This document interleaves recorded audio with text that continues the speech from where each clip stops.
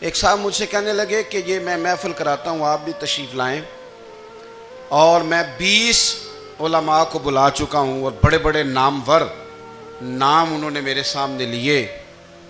میں نے ان سے پوچھا کہ جو نام آپ نے لیے ہیں اور آپ کی تصویریں بھی ساتھ ہیں، میں الحمدللہ تسلیم کر گیا ہوں آپ کی بات کو، لیکن سوال میرا یہ تھا کہ کیا آپ نماز بھی پڑھتے ہیں؟ 21 علماء کو آپ نے بلایا یا 20 کو بلایا اور بڑے بڑوں کو بلایا، اور مجھے بھی آپ دعوت پیش کر رہے ہیں، تو نمازی بھی آپ ہیں، نمازی بھی ہیں؟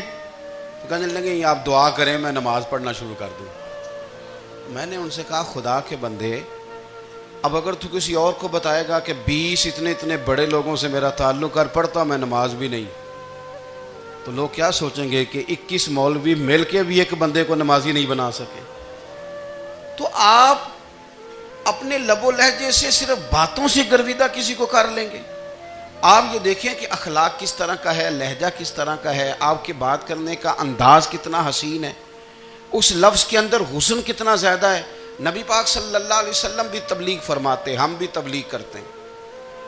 میں اور آپ جب تبلیغ کرتے ہیں تو اس تبلیغ کے اندر شکوہ ہوتا ہے اور تنقید ہوتی ہے، اور بعض جگہ میں نے یہ بھی دیکھا ہے کہ طنز ہوتا ہے، طنز۔ ہم دوسرے کو دین کی دعوت رہے ہیں، لیکن ہمارے لب و لہجے سے طنز اور ترش روئی چھلکتی ہے۔ تو دولت کے پیچھے لگ گیا ہے، تو بالکل جاہل ہے، تو بالکل تیرے خاندان میں سے بھی کوئی نہیں ادھر آتا۔ آپ طنز کر رہے ہیں، آپ دعوت دین نہیں دے رہے۔ دعوت دین تو گلدستے میں رکھ کے پیش کی جاتی ہے، اس کی تو ایک خوبصورتی ہے، اس کا تو ایک حسن ہے، اس کی تو اپنی ایک جاذبیت ہے، اس کی اپنی ایک نورانیت ہے۔ صحابہ کرام علیہم رضوان فرماتے ہیں کہ حضرت سعد بن معاذ رضی اللہ تعالیٰ عنہ کا جنازہ تھا، اللہ کے پیارے محبوب صلی اللہ تعالیٰ علیہ وسلم نے جنازے کی امامت فرمائی، اور جنازے کی امامت کے بعد ابھی نہ قبر کے تیار ہونے میں کچھ ٹائم باقی تھا، تو حضور زمین پہ تشریف فرما ہوئے، لوگ قبر کی تیاری میں ہیں۔ بعض اوقات ہوتا ہے نا ابھی قبر نہیں تیار ہوئی، تو کہتے ہیں کہ لکڑی کے ساتھ حضور نے زمین کریدنی شروع کر دی، اور دیر تک حضور نے چہرہ نور کو زمین کی طرف جھکائے رکھا، گویا زمین شرف دیدار حاصل کرتی رہی۔ دیر تک چہرہ نور جھکا رہا زمین کی جانب، حضور نے رخ نور کو پھیر لیا۔ صحابہ کہتے ہیں کہ ہم نہ بڑے، جب حضور ہمارے قریب ہوتے تھے تو ہمارا خیال ہوتا تھا کہ رحمت کی برکھا ہے، اپنے اپنے حصے کا کرم اڈیل لے اپنے اوپر۔ فرماتے ہیں منتظر تھے کہ حضور کب ہماری طرف رخ انور پھیریں اور ہم کریم سے کوئی بات سن سکیں۔ ارشاد فرماتے ہیں کہ ہم بڑے شدید منتظر تھے، دیر کے بعد نبی پاک علیہ الصلوۃ والسلام نے چہرہ انور اٹھایا، دیر کے بعد چہرہ انور اٹھایا۔ یہ دیکھیں تبلیغ ہو رہی ہے، اور جب حضور نے چہرہ انور اٹھایا تو آنکھوں میں آنسو تھے، رو رہے تھے، اور 3 دفعہ حضور نے فرمایا، چونکہ قبر تیار ہو رہی تھی، 3 دفعہ نبی کریم نے فرمایا لوگو قبر آخرت کی منزلوں میں سے پہلی منزل ہے، اس کی تیاری کر لو، اس کی تیاری کر لو، اس کی تیاری کر لو۔ 3 دفعہ حضور نے یہ جملے دہرائے۔ کیوں؟ ایک میں تبلیغ کرتا ہوں پر اس میں نہ درد ہے، نہ رونا ہے، نہ وہ لب و لہجہ ہے۔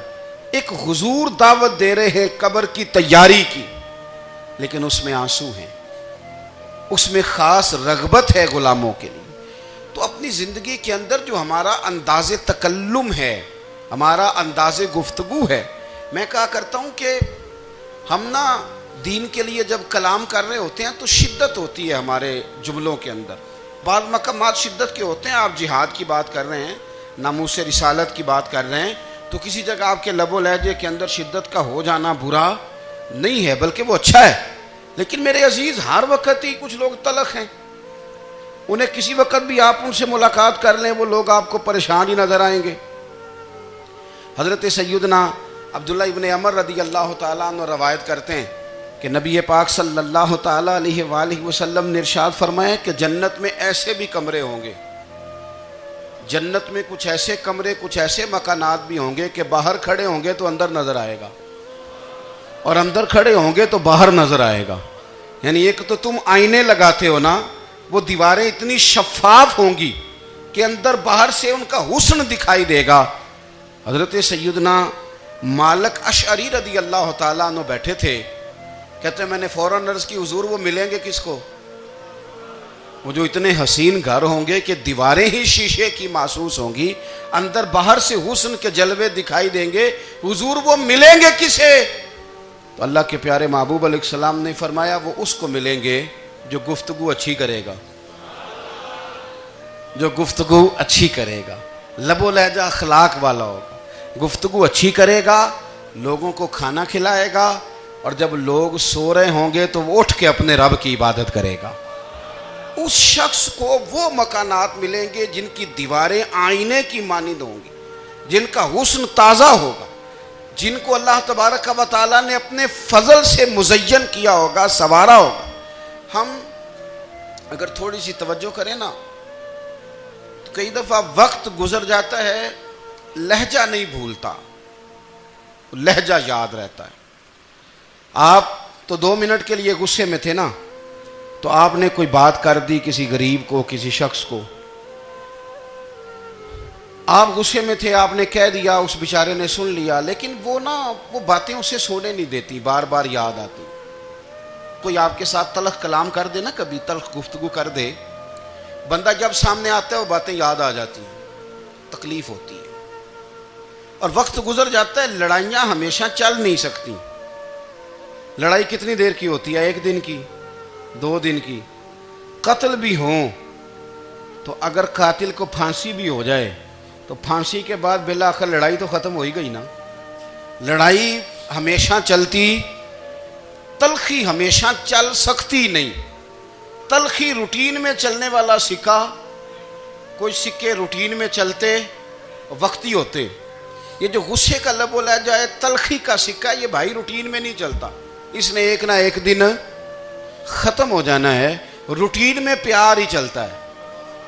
حضرت جابر ابن عبداللہ کہتے ہیں حضور پہلے دن مدینہ منورہ آئے، میں زیارت کے لیے گیا تو میں نے مسکراتے دیکھا۔ 10 سال میں دیدار کرتا رہا، اور وصال سے چند دن پہلے بھی میں نے زیارت کی تو مدینے والے محبوب کو مسکراتے ہوئے ہی دیکھا ہے۔ یہ جو آپ کا لب و لہجہ ہے نا، اخلاق والا، حسن والا، مسکرانے والا، یہ لب و لہجہ نا ذرا لمبا چلتا ہے، یہ روٹین ہے، یہ روز چلے گا۔ یہ سکہ وہ ہے جو رائج الوقت رہتا ہے، یہ کبھی بھی ختم ہونے والا یہ خزانہ ہے۔ تو یہ جو آپ کا تلخ لب و لہجہ ہے، یہ روٹین نہیں۔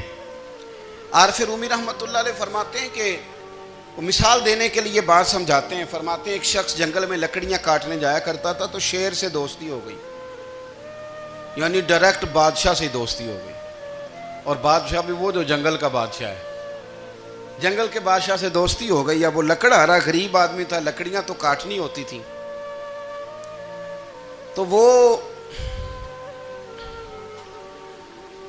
جنگل کا بادشاہ اعلان کر دیتا جانوروں کو کہ میرا دوست آیا، ایک تو کوئی تنگ نہ کرے، اور دوسرا یہ کہ سب لوگ مل کے اس کے ساتھ تعاون کریں۔ کبھی کوئی جانور لکڑیاں اکٹھی کراتا، کبھی کوئی اپنی پشت پہ گدھا، بیل، گھوڑا، خچر رکھ کے وہ لکڑیاں باہر چھوڑنے آتا۔ تو اب اس کی بڑی دھوم مچ گئی جنگل کے اندر، لکڑہارا مزدور تھا، وہ بادشاہ سے دوستی کر کے بادشاہ ہی بن گیا۔ وہ گھر آ کے نا بیوی کو اکثر بتاتا کہ میرا ایک دوست ہے، میں جاتا ہوں تو ساری پہلے ہی مخلوق کھڑی ہوتی ہے میرے استقبال کے لیے۔ دوستی جو بڑے سے ہو گئی ہے، بنا ہے شاہ کا مصاحب تو پھر یہ ہے اتراتا، وگرنہ شہر میں غالب کی آبرو کیا ہے۔ ہم نے تو پوچھتا ہی کوئی نہیں، یہ تو بنا ہے شاہ کا مصاحب تو پھر یہ ہے اتراتا، وگرنہ شہر میں غالب کی آبرو کیا ہے۔ تو وہ لوگوں کو بتاتا، بیوی کو بھی بتاتا دوست ہے، تو بیوی کہنے لگی اتنی تو تعریفیں کرتا، یہ نہیں بتایا کہ وہ جنگل کا شیر ہے، بس نیرا دوست بتا دیا۔ بیوی کہنے لگ گئی کہ تو اتنا جو اس کا ذکر کرتا ہے تو کسی دن بلا نا، بلا کسی دن تاکہ اس کی دعوت کریں۔ اب اس نے پھر نہ اس کو پردے میں رکھا، کیا کہتے ہیں آج کل، سرپرائز دینا ہے، مگر سرپرائز دینا ہے جی، پردے میں رکھا کہ وہ شیر ہے۔ تو وہ بلا لیا گھر، اب اس کے لیے کچا گوشت، ظاہر ہے شیر نے کچا گوشت سکھانا تھا، وہ کہنے لگی پکانا کس طرح کا ہے؟ وہ کہنے لگا جب وہ آئے گا پھر بتاؤں گا. اب وہ کچا گوشت 2-3 بکرے ذبح کر کے ڈال دیے. وہ آ گیا شیر. عارف رومی کہتے ہیں جب وہ آیا نا تو اس کی بیوی نے دیکھا تو اس نے ایک سخت جملہ کہہ دیا. کہنے لگی اوہو میں سمجھی تھی پتہ نہیں کون ہے, اس طرح کے درندے تیرے یار ہیں, کتے بلے دوست بنائے ہوئے ہیں, یہ کیا بات ہوئی. خیر وہ شیر نے سن لیا, گوشت کھایا, وہ چلا گیا. اگلے دن لکڑ آ رہا, لکڑیاں کاٹنے گیا تو شیر نے ملاقات کرتے ہی لکڑ آرے سے کہا کہ یہ نا کلاڑی اٹھا اور میری پشت پہ نا ایک زخم کر دے. اس نے کہا نہیں میں یہ کام نہیں کرتا, تو میرا دوست ہے. اس نے کہا سن بھائی میں نے پیار سے کہا ہے تو مان جا, ورنہ میں ہوں شیر, میں نے تجھ سے منوا ہی لینا ہے, میں کوئی تکلیف دوں گا مناسب نہیں, تو کر. اس نے کلاڑی اٹھائی اور اس کی پشت پہ ایک زور سے زخم لگا دیا, خون بہنے لگا. اس نے کہا تو نے آج کے بعد آنا ہے, لکڑیاں کاٹنی ہے, تجھے کوئی کچھ نہیں کہے گا, بس یہ ایک حکمت تھی جو میں نے کیا ہے. قصہ مختصر. وہ آتا رہا, لکڑیاں ملتی رہیں, خدمت بھی ہوتی رہی. 6-8 ماہ گزر گئے. ایک دن شیر اس سے کہنے لگا یہ میرے ذرا بال اٹھا کے دیکھ, وہ جو تو نے زخم لگایا تھا وہ کہاں پہ ہے. اس نے وہ بال اٹھا کے دیکھا تو زخم ملا ہی نہیں, کئی جگہ پہ ٹٹولا کا یار یہاں تھا یہاں تھا یہاں تھا. شیر نے پھر کیا کمال ہی جملہ کہا. اس نے کہا کہ وہ جو کلاڑی کا زخم تو نے لگایا تھا نا وہ مکمل ہو گیا, لیکن تیری بیوی کا جو لہجہ تھا اور اس کی جو تلخی تھی وہ آج تک میرے ذہن میں موجود ہے, وہ ابھی بھی مجھے تکلیف دیتی ہے. بات سوچتا ہوں مجھے اس نے درندہ کہا, اس نے میرے بارے میں اتنے کچے اور کمزور اور سخت جملے کہے, تو وہ بات مجھے بھولتی, وہ آج بھی میرے ذہن میں اسی طرح گونجتی ہے. تلخ جملے جو اس نے کہے اور خوفناک جو انداز اس نے اختیار کیا, وہ بات مجھے کبھی بھی بھولتی. تو آپ کے لفظ لوگوں کو بھول جاتے ہیں پر لہجہ یاد رہتا ہے اگر ہم اپنے لہجے پر تھوڑی توجہ ہی کر لیں. کچھ لوگ کہتے ہیں جی میرا جی روٹین ہی یہ ہے بات کرنے کی, تو یہ یاد رکھنا کسی وقت ایسا بھی ہوتا ہے کہ شیر کو سوا شیر مل جاتا ہے. پھر ایسا نہ ہو کہ آپ کی تلخی کی جواب میں کوئی اس طرح کی تلخی ہو کہ پھر آپ اس کو کبھی بھلا نہ سکیں. ہمارے ہاں نا یہ دور تیزیاں دکھانے کا دور ہے. کچھ لوگ ضرورت سے زیادہ تیزی دکھانے کی کوشش کرتے ہیں. ان بیچاروں کا کبھی کبھی اتنا سخت نقصان ہوتا ہے کہ ان کو ان سے بھی کئی گنا تیز بندہ مل جاتا ہے. وہ کسی ایسی جگہ جا کے بیچارے الجھ جاتے ہیں جہاں سے واپسی کا راستہ نظر نہیں آتا. حضرت ہانی رضی اللہ تعالیٰ عنہ اپنی قوم کے ایک وفد کے ساتھ نبی پاک صلی اللہ علیہ وسلم کی بارگاہ میں حاضر ہوئے. نبی پاک علیہ السلام نے ان کی ساری باتیں سنی تو ان میں سے ایک شخص نے عرض کی یا رسول اللہ صلی اللہ علیہ وسلم میں نا زیادہ باتیں نہیں یاد رکھ سکتا. حضور میں شاید کمزور حافظے والا ہوں, زیادہ باتیں نہیں میں یاد رکھ سکتا. حضور مجھے کوئی ایک ایسی بات آپ ارشاد فرما دیں کہ میں عمل کروں تو پھر جنت میرا مقدر بن جائے. میں چاہتا ہوں کہ مجھے کچھ ایسا مل جائے کہ میں اسی پر عمل. وہ کہا تھا نا درویش نے کہ علم و بس کری ہو یار, کیونکہ ایک کوئی حرف تینوں درکار. تو مجھے کوئی ایسی چیز مل جائے کہ وہ پھر جنت میرا مقدر بنے. تو حضور نے فرمایا 3 کام کرنا. ایک تو گفتگو جب بھی کرنا اچھی کرنا, تمہارا لب و لہجہ تمہاری گفتگو میں کبھی کوئی کمزوری نہ آئے, گفتگو اچھی کرنا, اچھی گفتگو. اور دوسرا حضور نے فرمایا سلام کو عام کرنا. اور تیسرا فرمایا لوگوں کو کھانا کھلانے میں رغبت پیدا کرنا. یہ کام کر پھر اللہ تبارک و تعالی تیرے مقدر میں جنت کو شامل فرما دے گا. تو میرے عزیز آپ اس بات کو سمجھیں کہ ہمارے اخلاقی رویے, ہمارا کردار, ہمارا لب و لہجہ, ہم نا ڈنڈے کے زور پر حکومت قائم کرنا چاہتے ہیں. آپ کو پتہ ہے بہت سارے ملکوں میں دین گیا اور پھر اللہ تعالیٰ معاف کرے بعض جگہ پہ دینی اقدار کو, دینی لوگوں کو زوال بھی آیا. بر صغیر پاک و ہند میں دین آیا لیکن اللہ کے فضل سے زوال نہیں آیا اور کبھی آئے گا بھی نہیں, کبھی آئے گا بھی نہیں. وہ جو ہم پہ بڑا اعتراض کرتے ہیں نا ہمارے معاملات پہ اور بڑے بڑے فتوے دیتے ہیں, یہ بات وہ بھی کہتے ہیں کہ ان کے دلوں میں عشق رسول کی شمع بہت زیادہ فیروزہ ہیں. یہ بیگانے بھی مانتے ہیں. کیوں بھلا؟ اس کی وجہ سمجھیں. ہمیں جو دین پڑھایا ہے وہ صوفیاء نے پڑھایا ہے، اور صوفی جو دین پڑھاتا ہے نا، اس کا لب و لہجہ میٹھا بڑا ہوتا ہے، اس کے لب و لہجے میں اخلاص بڑا ہوتا ہے، اس کے لب و لہجے میں للہیت بڑی ہوتی ہے، تلخی نہیں ہوتی. تو وہ دین پڑھاتے نہیں، وہ گھول کے پلا ہی دیتے ہیں. انہوں نے نا لوگوں سے پیار ڈالا، لوگوں کی ان کے ساتھ محبت ہو گئی، پیار ہو گیا، پھر انہوں نے میٹھے انداز میں لوگوں کو دین سمجھایا، ان کو اچھے طریقے سے اچھے لب و لہجے میں دین کی اور خیر کی باتیں ان تک پہنچائیں. اس کا فائدہ یہ ہوا میرے عزیز کہ لوگوں کی روحوں تک دین اتر گیا. ہمارے وہ بچے جن کی عمریں ابھی بالکل چھوٹی ہوتی ہیں، 4 سال 5 سال کی، وہ بھی رسول پاک کا نام لیتے ہیں تو بڑے وجد کے عالم میں لیتے ہیں. کیوں؟ اس لیے کہ ہمارے بزرگوں نے ہمیں اچھے طریقے سے، اس لیے نبی پاک صلی اللہ تعالیٰ علیہ وسلم نے فرمایا کہ حسن اخلاق والا آدمی اپنے اخلاق کی بنیاد پر نفلی روزہ رکھنے والوں اور رات کو قیام کرنے والوں سے زیادہ فضیلت حاصل کر لیتا ہے. اس لیے کہ اس کا اخلاق، اس کا لب و لہجہ، اس کا انداز، اس کی گفتگو، وہ جو گفتگو اس کی ہوتی ہے وہ اتنی میٹھی ہوتی ہے کہ لوگوں کے دل نہیں ٹوٹتے، بلکہ بعض اوقات اس کی گفتگو کی وجہ سے جو غم زدہ آدمی ہوتا ہے اسے سکون مل جاتا ہے، اسے تسلی. دیکھیں، انسان نے انسان رہنا ہے، اس نے نہ فرشتہ بننا ہے معاذ اللہ، نہ اس نے خدا بننا ہے، اس نے انسان رہنا ہے. لیکن وہ کچھ بھی نہیں کسی کا سنوار سکتا، صرف اتنا ہے کہ اگر آنے والے کی وہ صرف اشک شوئی کر دے، بات توجہ سے سن لے، اور جاتے وقت 2 جملے تسلی کے بول دے، اور اس کے جو بول ہوں وہ ذرا میٹھے ہوں. میٹھے کھ سواد نہیں مشری اندر، اساں کھنڈا می چکھ ڈٹھیاں، پڑے نہ ساریاں شیواں نالوں گلاں سجن دیاں مٹھیاں. اگر انداز تھوڑا سا شستہ ہو، انداز تھوڑا سا ٹھیک ہو، لب و لہجہ تھوڑا سا ٹھیک ہو. اب ہمارے جو جدید اسکالر آئے ہیں وہ کہتے ہیں باڈی لینگویج. باڈی لینگویج کیا ہے؟ نہیں، آپ نے کچھ بھی نہیں کہا، لیکن کسی بندے کی طرف دیکھ کے نا آپ طنزاً ہنسے ہیں، صرف تکلیف ہوتی ہے کہ نہیں؟ تو آپ نے بات تو کی کوئی نہیں.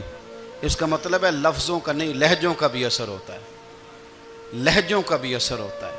جو لہجے ہوتے ہیں یہ بڑے دیر پا ہوتے ہیں، ان کے اندر بڑی مسکراہٹ ہوتی ہے، ان کے اندر بڑا پیار ہوتا ہے. اور آپ ترشروح ہو کے جب کوئی کام کرتے ہیں، سخت ہو کے کوئی کام کرتے ہیں، تو پھر اس کے اندر حسن نہیں رہتا، خوبصورتی نہیں رہتی. نبی پاک علیہ السلام کا فرمان سنیں، میں بات کو سمیٹوں، کلیجہ ٹھنڈا کرتا ہے. حضور نے فرمایا قیامت کے دن میرے زیادہ قریب وہ لوگ ہوں گے جن کے اخلاق زیادہ اچھے ہوں گے. ان کو نہ ذرا نیڑے جگہ ملے گی، قرب میں ذرا جگہ ملے گی، قرب میں. اساں جے ہاں گناہیاں دا جدوں آمال نامہ پھرول ہوئے، ذرے ذرے نے سامنے آ جانے، جو جو منہ تھی بولیا بول ہوئے. اساں کول حضور دے بیٹھ رہنا، لکھ عمل ترکڑی تول ہوئے، او دے کولوں کی رب نے حساب لینا جیڑا بیٹھا ہی محمد دے کول ہوئے. او دے کولوں کی رب نے حساب لینا بیٹھا ہی حضور دے. تو نبی پاک نے فرمایا بیٹھ جاؤ گے میرے قریب، پر شرط ہے اخلاق اچھا ہونا چاہیے، تمہارا لب و لہجہ شستہ ہونا چاہیے. جگہ نیڑے مل جائے گی، نیڑے جگہ مل جائے گی، پر پہلے آنے والوں کو نہیں. کوئی کہے میں پہلے گیا ہوں تو مل گئی، نہ اسے ملے گی جس کا اخلاق اچھا ہے، جس کا لب و لہجہ ٹھیک ہے، جس کا انداز فکر اچھا ہے.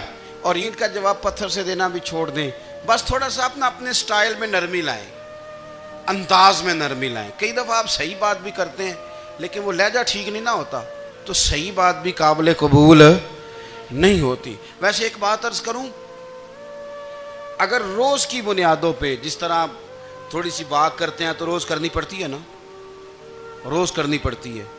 تو کوئی بھی آپ ڈاکٹر کے پاس جاتے ہیں تو وہ دوائی بتائے تو روز کھانی پڑتی ہے، پرہیز بتائے تو روز کرنا پڑتا ہے. تو تھوڑا سا نا لب و لہجے پہ بھی توجہ دیں. جس طرح منہ روز دھوتے ہیں نا، دھونا ہی پڑتا ہے. تو اسی طرح اگر تھوڑا سا لہجہ بھی دھونا شروع کر دینا. یہ جو لوگ آپ سے تھوڑا تھوڑا شکوہ کرتے ہیں، تو اس نے کہا تھا کہ میرے لہجے میں غرور آیا تھا، اس کا حق تھا کہ وہ شکایت کرتا. تو کہیں تو ایسا ہے نا، کہیں تو کوئی تو بات بہو نے غلط کی ہے نا کہ ساس رو رہی ہے. کچھ تو ساس نے ایسا کہا ہے نا کہ بہو بیچاری کپڑے باندھ کے بچوں سمیت کہتی ہے گزارا نہیں ہوتا. کچھ تو ایسا بھائی آپ نے کہا ہے نا کہ کسی شخص کے من پسند روٹی پکی ہے پر وہ بیچارہ 3 دن سے کھا نہیں سکا. کوئی تو بات ایسی ہوئی ہے نا کہ سامنے والا تڑپ کے رویا ہے اور ہنسنا بھول گیا ہے. کچھ تو آپ نے کہا ہے نا، کچھ تو آپ نے کہا ہے نا کہ ایک آدمی تیار ہو گیا ہے کہ اب اس محلے میں رہوں گا ہی نہیں. کچھ تو ایسا ہوا ہے نا کہ لوگ پردیسی ہونے لگ گئے ہیں. کچھ تو ایسا ہوا ہے نا کہ سالوں بسنے والوں نے علاقے چھوڑ دیے ہیں. کچھ تو ہم ایسا تلخ کرتے ہیں کہ ہمارے اپنے پھر ٹھان لیتے ہیں کہ بس بھائی آج کے بعد تجھ سے ملنا نہیں. اس کا مطلب یہ ہے کہ تھوڑی دیر کا صرف لب و لہجے کا سخت ہونا اگر ہم ٹھیک کر لیں تو ہو سکتا ہے ہمارے دائیں بائیں والے بہت سارے لوگ سکھ میں آ جائیں، پیار میں آ جائیں، ان کو تھوڑا اطمینان ہونے لگ جائے. اپنے لہجوں پر، اپنے اٹھنے بیٹھنے پر، میل ملاپ پر تھوڑی توجہ دیں، تھوڑا سا خیال کریں. اللہ کے حضور دعا ہے مالک کریم سمجھنے کی توفیق عطا فرمائے.